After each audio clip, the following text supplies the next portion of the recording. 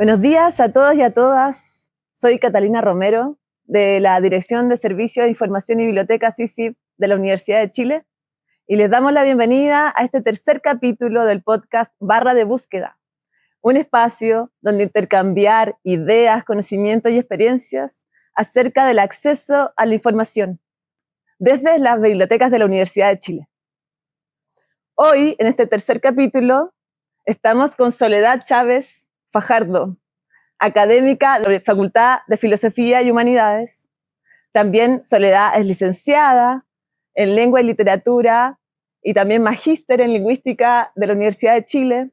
Es también magíster en Lexicografía de la RAE y ASALE España y doctora en Estudios Hispánicos por la Universidad Autónoma de Madrid.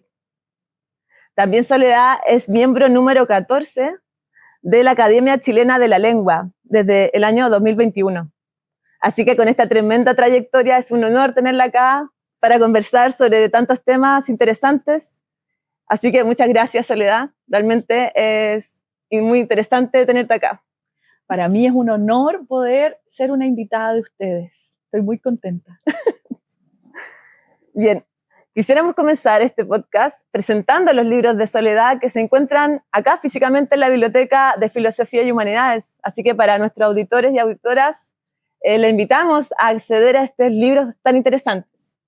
Primero le mostramos que tenemos Elementos de Lexicografía Hispanoamericana Fundacional y también Diccionarios del Fin del Mundo.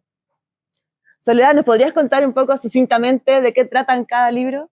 Mira, mi tesis doctoral fue una tesis doctoral de largo aliento, fue una tesis de casi 1000 páginas, tardó 10 años en ser gestada y parida, y fíjate que estos dos libros son los resultados del primer y el segundo capítulo. La tesis tiene 3 capítulos, el más largo es el tercero, así que van a seguir apareciendo libros, lo más probable. Diccionarios del Fin del Mundo es el primer capítulo. Son todas las reflexiones teóricas e históricas, lo que se conoce comúnmente como una suerte de marco teórico. Y esos son Diccionarios del Fin del Mundo. Aquí. Claro, ese es, ahí está. Y el segundo libro es el segundo capítulo de la tesis doctoral. Es un estudio de un diccionario que se publicó entre 1901 y 1918. Lo publicó un sacerdote diocesano chileno, Manuel Antonio Román, y lo que yo hice fue hacer un estudio muy detallado de este diccionario. No se había estudiado antes. Y ese es el segundo libro. Ese libro es mucho más técnico, es más bien lexicográfico. La lexicografía es la disciplina que estudia los diccionarios y que los hace. Así que esa es el quid. Genial, uno de estos dos. Qué bueno saber que es como tipo serie. Sí, vamos a tener más publicaciones sobre la tesis, como los diferentes capítulos. Sí. Bueno, y como todo este conocimiento que tienes sobre la lexicografía, ¿qué opinas del valor actual que tienen los diccionarios? En biblioteca, los diccionarios ocupan la colección de referencia, una colección de consulta, pero hoy en día es poco usada.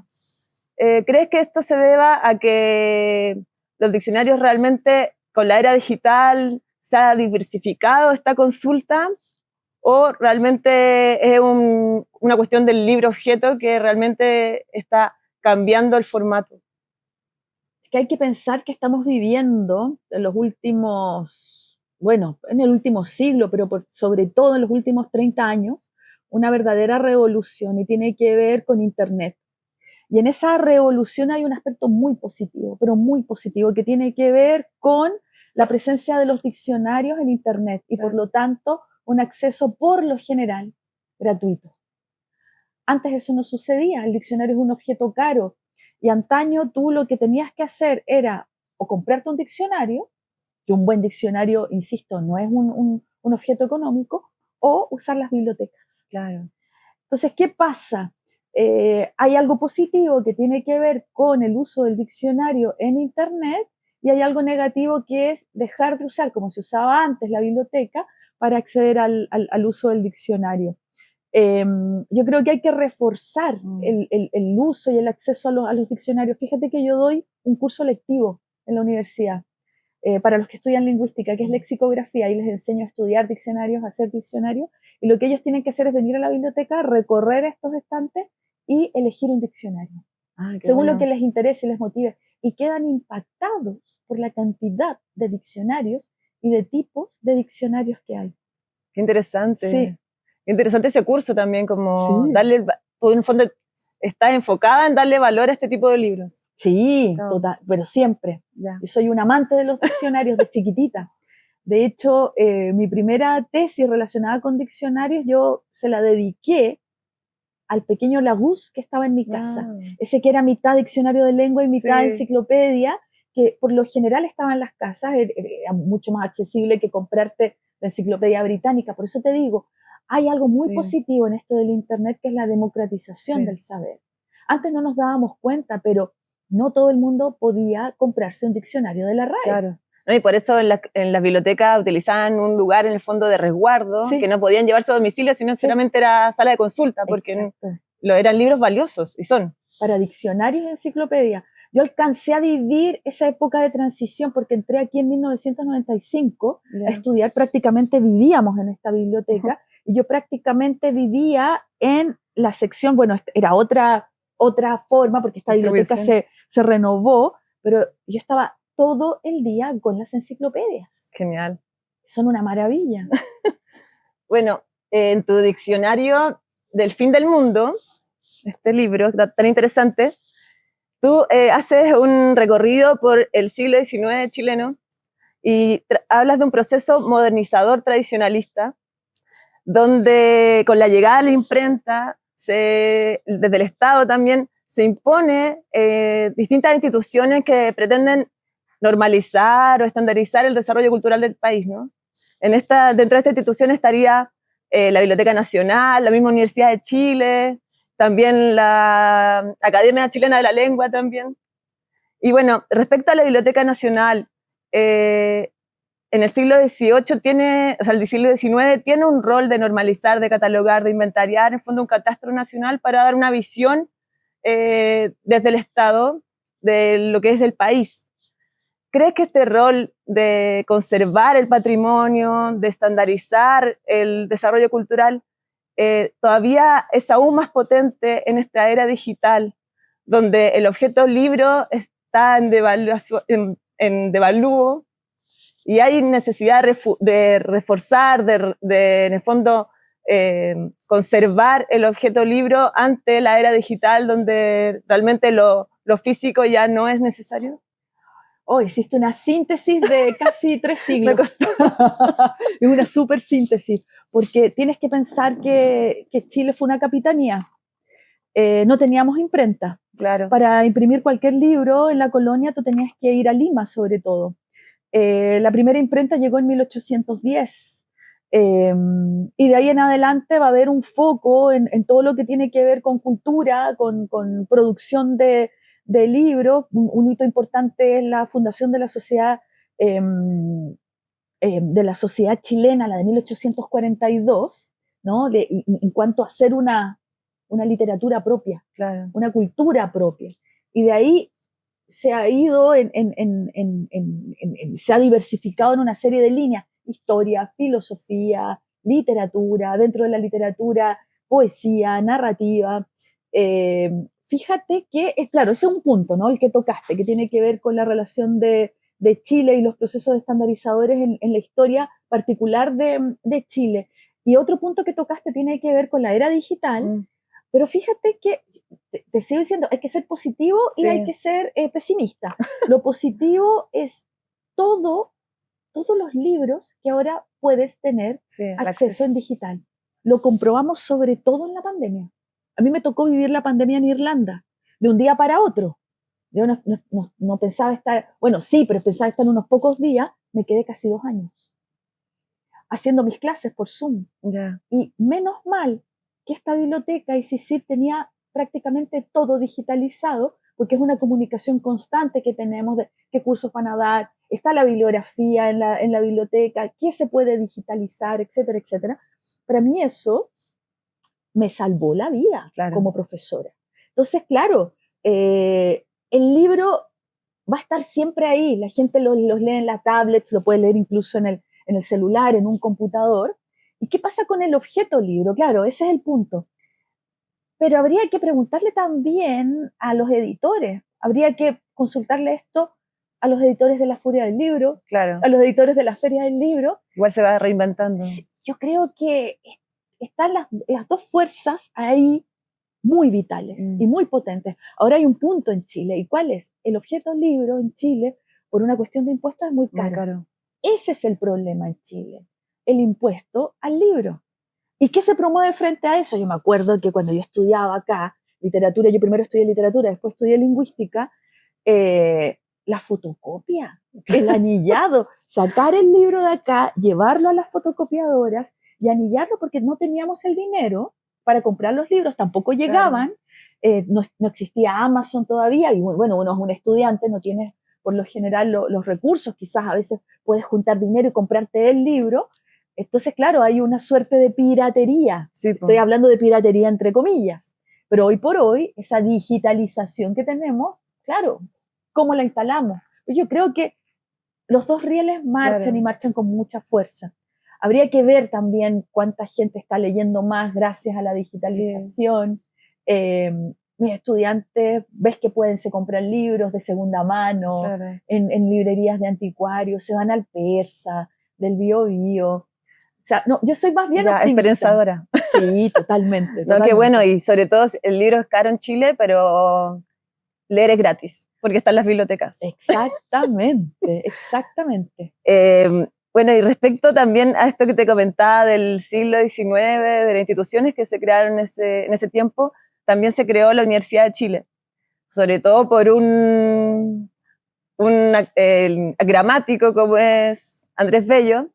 Entonces, obviamente él como que impuso, no sé, promulgó un tipo de lengua correcta de la incorrecta, ¿no? Y para ello la Universidad de Chile era importante.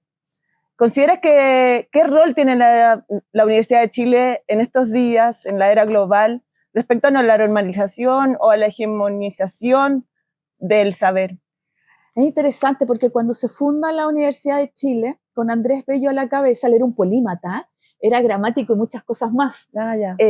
Fíjate que la Universidad de Chile no tenía como función dar clases, era una suerte de superintendencia de estudios. No sabía. Sí, no fue hasta Valentín Letelier, por eso tenemos que querer mucho a Valentín Letelier. Valentín Letelier decía, acá hay que empezar a hacer clases hacia el final del siglo XIX. Entonces, claro, todo libro que se publicara y que tuviera que ver con educación, todo programa de estudio, pasaba por el filtro de la Universidad de Chile. Todo libro que se publicara pasaba por el filtro de la Universidad de Chile. Eso a posteriori cambió, pero la Universidad de Chile siguió siendo un foco de educación pública, gratuita y de calidad, ¿cierto? Y esto se fue acelerando hasta los años 40. ¿No? Ya increíble. Claro, el primer gobierno radical, o sea, lo que logró el primer gobierno. Claro, hay que fijarse en hitos. Gobierno de Bulnes, por ejemplo, a mediados del siglo XIX, Bulnes dijo que la mayoría de la población es analfabeta, tenemos que alfabetizar. Bueno, siempre fue una preocupación, desde O'Higgins, que conste, la preocupación en la formación, en la educación, en la alfabetización. Claro. Luego, claro, fue la constitución que primó en el 19 fue más bien conservadora, pero bueno, ese también es otro tema.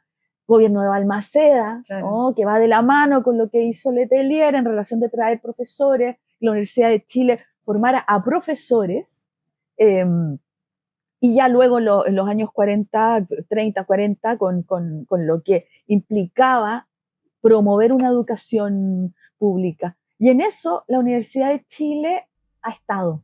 ¿Qué pasa? Que hoy por hoy hay una proliferación, no hoy por hoy, en los últimos 50 años, hay una proliferación de universidades. Hay que ver hasta qué punto nos estamos preocupando realmente de lo que está sucediendo a nivel de lo que se está leyendo, de cómo se lee, la lectoescritura. Yo en eso estoy segura, lo que está haciendo, por ejemplo, Pregrado Central, el foco que han tenido las rectorías, esta rectoría, en relación con la educación. Lo que tiene que ver DEMRE con las pruebas de acceso a la universidad. Hay mucho todavía por hacer. Hay una vinculación importante con el Estado, con el Ministerio de Educación. Siempre, sí, la hay. Pero claro, luego el otro punto es lo que tocabas tú de Andrés Bello. Claro. Andrés Bello era muy conservador, quedó horrorizado con cómo hablábamos los chilenos al llegar, a tal punto que publicó unas advertencias en un periódico, El Araucano, para que profesores, maestros, preceptores y padres hicieran que los niños hablaran bien, articularan la Z y la S, la B y la V, cosas que era imposible lograr ya. Claro. O sea, es un caso casi mandibular, ¿no? Claro, no, o sea, mira, por eso se habla, y que lo comentabas tú del libro, ¿no?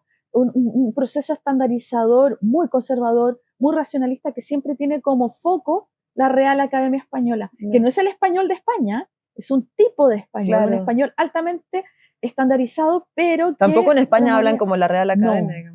No. Entonces, claro, me encantan tus preguntas porque se disparan, hay muchos focos, hay muchos temas ahí para hablar largo. Es que y también tendido. tú como que logras eso con todo el espectro de investigación que tienes. Sí. Y bueno, respecto también a la Universidad de Chile y esto del lenguaje, sobre todo ahora con toda la discusión que hay sobre el lenguaje inclusivo, no binario, el lenguaje neutro.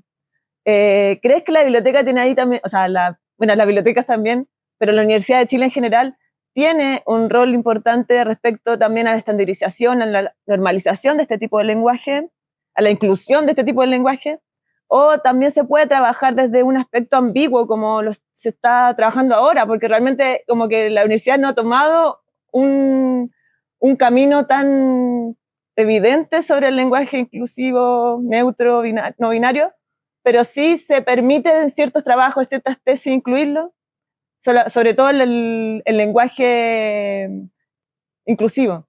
El no binario. Es que son dos cosas, una cosa es el lenguaje no binario y otra cosa es el lenguaje inclusivo. El lenguaje inclusivo es tener una conciencia de lo que estás hablando y al estar hablando no pases a llevar. Claro. ¿No? O sea, un género. Claro. No, va más allá. Va más allá, tiene que ver con realidades, con situaciones, con la posición también de la mujer entrando en ciertos ámbitos. Y el lenguaje no binario es usar la E. Que está dentro, pero es el inclusivo incluye el no binario, pero es mucho más amplio. Pero el hablar de los dos plurales, los dos géneros, eso es inclusivo, ¿no? Por ejemplo, nosotras y nosotros. Claro, eso tiene que ver con inclusividad. Claro. Fíjate que una cosa es las entidades que norman en torno a la lengua y otra cosa es la lengua. La lengua está funcionando sola y va a seguir funcionando sola. ¿Qué hace una entidad? Ve cómo está funcionando la lengua y al ver cómo está funcionando puede dar ciertas características, puede de alguna manera dar ciertas indicaciones. Por ejemplo, la Real Academia Española no parte con la aparición de la lengua, apareció siglos después. O sea, el primer testimonio que tenemos de nuestra lengua es en el siglo XI. ¿Cuándo surge la Real Academia Española? En el siglo XVIII. Y la Real Academia Española surge viendo que los italianos tenían una academia, la Academia de la Crusca, que de alguna manera, ¿qué hacen? Publican un diccionario, una gramática, una ortografía, para normar y estandarizar un tipo de italiano que es el italiano toscano. También miró a la Académie Française, también lo mismo, diccionario, ortografía, gramática, hicieron lo mismo. ¿A qué voy con esto? Que no puede una institución, por más respetuosa que sea, diga esto, no puede ordenar nada. Y fíjate que ¿Se tiene que trabajar desde la ambigüedad? No, es que no es ambigüedad. La lengua tiene que seguir usándose. Imagínate que de un día para otro tú ordenes usar la E. Eso es súper autoritario. Claro. Es súper. ¿Sabes quién hizo algo similar? Por lo general lo hacen movimientos autócratas, autoritarios. Lo que hizo Atatürk en Turquía. Se deja de escribir en letras árabes. Vamos a limpiar la lengua de todo arabismo. Y de un día para otro se hizo, se logró, ¿no? Pero de alguna manera es muy arbitrario. ¿Qué tenemos que hacer? Si tú quieres usar el no binario, úsalo y síguelo usando. ¿Qué hace una institución? ¿Qué debería ser una institución sana? Decir, oye, mira toda la población que está utilizando el no binario. ¿Sabes qué? Bueno, lo podemos comentar. Hay una población enorme, hay mucho uso. Eso pasa con todos los cambios de la lengua y los cambios son muy lentos. Claro. El no binario, ¿cuántos años tiene? Nada, yo creo que el de 2018. Claro, ¿te imaginas imponerlo? Claro. Es verdad que el no binario dice mucho. Y de alguna manera lo que hace es reivindicar una realidad fundamental que ha estado silenciada a lo largo de siglos. Pero, ¿te ha pasado a ti al usarlo, darte cuenta cuánto te cuesta? Sí, y hay mucho rechazo también. Hay mucho rechazo, cuesta, pero a lo que yo voy, si un hablante lo usa, tú respetas. Claro. Sí. Respetas, pero imponer un uso, yo lo encuentro demasiado arbitrario y no es sano para una lengua. Claro. Pero y al final las lenguas son mucho más vivas que sí, la imposición que se pretende a través de las instituciones, ¿no? Bien. Muchas gracias por tus respuestas. Y la última pregunta que te queremos hacer es acerca de la dirección de tu trabajo en la dirección de investigación de la facultad, que tuviste un rol muy importante en cuanto al fortalecimiento de las revistas académicas y en ese tiempo trabajaste con CICIP y la biblioteca, ¿no? ¿Cómo fue tu trabajo en conjunto con estas dos unidades? ¿Consideras que fueron muy importantes para este objetivo? Hoy fue un momento precioso, un momento precioso. En la decanatura anterior, el director de investigación dijo, alguien tiene que hacerse cargo de las revistas en la facultad. Nosotros tenemos un número enorme de revistas, muchas de ellas altamente indexadas, y yo entré en ese mundo. Como subdirectora de investigación, me hice cargo, estuve algo así como 2 años, 2 años y medio. Queríamos de alguna manera ayudar a que algunas revistas se indexaran, también queríamos de alguna manera mostrar las bondades de las revistas en digital. Queríamos en ese momento que todas las revistas tuvieran las mismas condiciones para poder editar, diagramar, publicar, trabajar. Vimos las desigualdades en los equipos, a veces eran equipos grandes, otras veces eran solamente 2 personas, y en ello CICIP fue un constante colaborador, mejores amigos. Hicimos talleres, los talleres de revista, teníamos reuniones, hicimos un trabajo enorme que continuó haciendo la dirección de investigación con la decanatura actual. Ya. No, lo que yo guardo ahí es un recuerdo maravilloso y un agradecimiento enorme. Así sí. Ya, muchas gracias. Qué bueno que sembraste una semilla ahí que sigue creciendo. Sí, totalmente, totalmente. Bueno, esperamos que todos los proyectos que vengan tengas mucha también suerte, apoyo, recursos, porque realmente todo lo que tú tienes como pensado para la universidad y para la facultad es muy importante que se lleve a cabo. Así que cuenta también con nuestro apoyo desde CICIP. Y bueno, muchas gracias por compartir con nosotros este tiempo, este espacio. Es un honor para nosotros tenerte acá, haberte tenido acá. Para mí también. Y antes de despedirnos, queremos invitarte a la última sección de este podcast, que se llama Preguntas a un clic. Bien, en esta sesión tú tienes que responder rápidamente sobre la respuesta que se te venga a la cabeza. Ya, me encanta. Ya. ¿Digital o impreso? Ambos dos. ¿Presencial o remoto? Presencial. ¿Lectura con música o en silencio? Las dos. Más en silencio últimamente. Antes era las dos. ¿Barra de búsqueda o fichero? Barra de búsqueda hoy por hoy. Ya, por último, te pedimos por favor que nos recomiendes algún libro o algún artículo que se encuentre en biblioteca digital o en el repositorio académico para que nuestros auditores y auditoras accedan a él. Mira, es muy difícil pregunta porque tú sabes que esta biblioteca es un tesoro viviente. Tiene libros que no tiene la Biblioteca Nacional y expertos en humanidades del mundo vienen aquí o piden ayuda aquí. Y luego tenemos grandes profesores eméritos o que han fallecido o que se han jubilado que han donado sus bibliotecas y que son verdaderas joyas. Acá estamos repletos de libros valiosísimos. Algo que puedo recomendar en papel, Ya. en papel, pueden ser los atlas lingüísticos. Yo creo que esta es Genial. una de las pocas universidades en Chile, estoy casi segura que una en el sur también tiene un número importante de atlas lingüísticos. Y en digital, para mí es clave la producción de colegas, que todos escriben muchísimo, muchísimo, y que puedes acceder a sus artículos. Estamos publicando artículos por año todo el tiempo, que los puedes leer. O sea, puedes conocer a tus profesores, a los profesores que te están haciendo clases, a los profesores que te van a hacer clases, yendo a la barra de búsqueda, buscando al profesor y leyendo sus artículos. Eso es realmente un privilegio y un regalazo que tiene esta biblioteca y que tienen las bibliotecas de la Universidad de Chile. Ay, genial. Muchas gracias por la promoción y por realmente decir todo el valor que tiene esta biblioteca, que tiene material que no tiene la Biblioteca Nacional, imagínense. Para que vean. Así que bueno, muchas gracias por esta conversación y muchas gracias a nuestras auditoras y auditores por seguir este tercer capítulo del podcast Barra de Búsqueda, un espacio donde intercambiar información, conocimiento acerca del acceso, el uso, desde las bibliotecas de la Universidad de Chile. Así que muchas gracias nuevamente y lo esperamos en un próximo capítulo. Hasta entonces. Adiós.